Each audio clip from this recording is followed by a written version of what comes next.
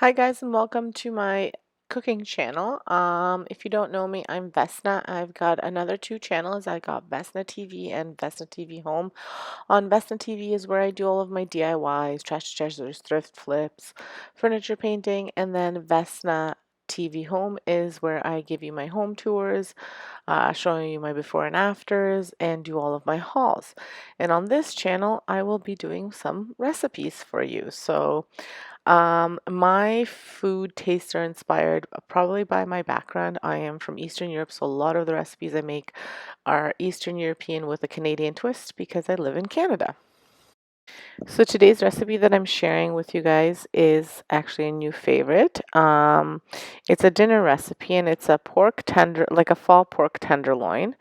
Um, so what you'll need for this recipe, it's really simple. You'll need some fall vegetables. So I chose to do Brussels sprouts and baby carrots and some pork tenderloin and then some balsamic vinegar and some olive oil.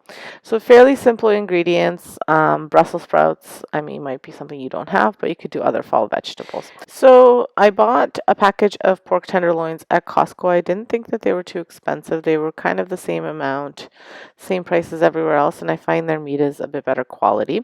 So I'm only using one of them and I'm going to freeze the rest. So one will feed the four of us. And what you have to do is season it with a little bit of salt and pepper, and then you're going to want to brown it on both sides.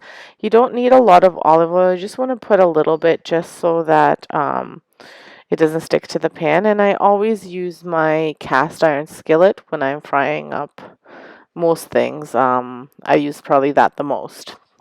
So this will probably take you about 10 minutes for both sides, for all the sides to brown, and you want to be kind of turning it as you need to so all the sides turn brown. That's browning. You're going to want to then prepare your marinade ingredients. So you're going to need 8 cloves of garlic. So my garlic cloves were fairly big, so I did 4. And then I cut them in half. You're going to need some Italian seasoning and some rosemary. If you have fresh rosemary leaves, even better. If you don't, then you can use the dry. Some salt and some pepper, some balsamic vinegar, and some olive oil, as well as some honey.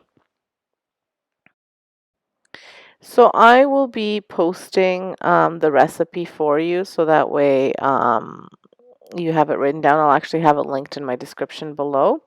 I put all of the ingredients into my Pampered Chef little mini hand food processor, manual food processor, and I just pumped it so that it would all mix together very well. If you had whole leaves, this would work too because it chops it. But if you don't have that, you can use a blender or any kind of mini food processor or anything that you have. You could probably just mix it by hand too. Not probably, you can mix it by hand too. Now, today's video is a part of an open collaboration hosted by Fallon from Moss Family TV. If you have not checked out this channel, please check it out. It is amazing. I'm a little bit addicted to watching it. She does mom logs, cooking, like kind of day in the life of her family. She also homeschools her kiddos, so she posts videos about that. Amazing channel. She's really fun to watch. Lots of great cooking recipes and ideas. So make sure you check her out. I'll have her channel link in my description as well. I'm going to have the playlist once it's ready. I'm going to have it up in my description as well so you guys can see the other videos that are participating in this open collaboration. So what is this collaboration? Well, today's collaboration is going to be like a weekly collaboration for Fall Food Friday. And it's, any kind of recipe that you want. It could be a drink, it could be breakfast, dinner, lunch, snack, whatever, fall themed ish. So that's what I'm doing. So again, lots of recipes for you to check out. So make sure you check out the playlist. So here's what you want the meat to look like. Once it's like browned, you don't want it to be too dark. You just want it to be somewhat browned on each side of the loin, and then you're just going to arrange it this way on a pan or however you want. This is the way that I arranged it. So once you've mixed your ingredients in the food processor or however you're doing it, you're going to want to lay out your carrots and your Brussels sprouts. Now I used about a pound of fresh Brussels sprouts and about good cup of baby carrots, a little bit more than a cup.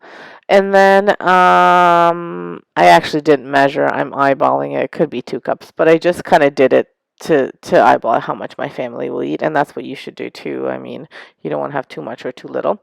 And then what you're supposed to do with the recipe is actually you're supposed to do half of this marinade on the pork, and then save half of it, and then half of it will go on the pork and the vegetables.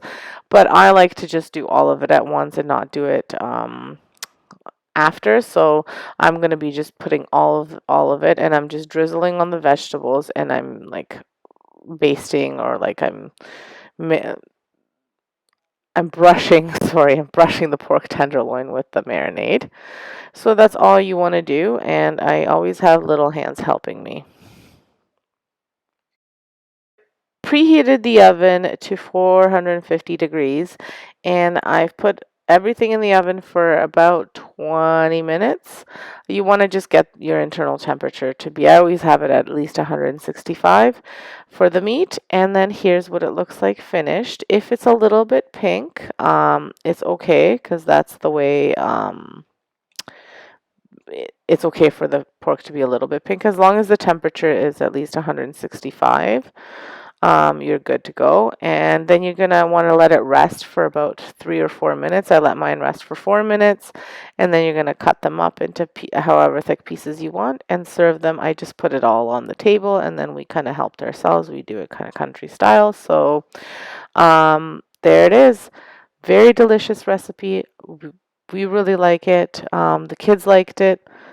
The kids are hit and miss. Sometimes they love recipes that I make. Sometimes they hate them. So I'm not sure, And it could be the same thing I make, and, today they'll like it, tomorrow they won't. So, but anyway, really good recipe. If you liked this recipe, make sure you hit that like button. Consider subscribing to my channel. Make sure you check out the playlist and all of the delicious recipes on this playlist, as well as make sure you check out Moss Family TV. Thanks for stopping by. Have an excellent day and stay safe.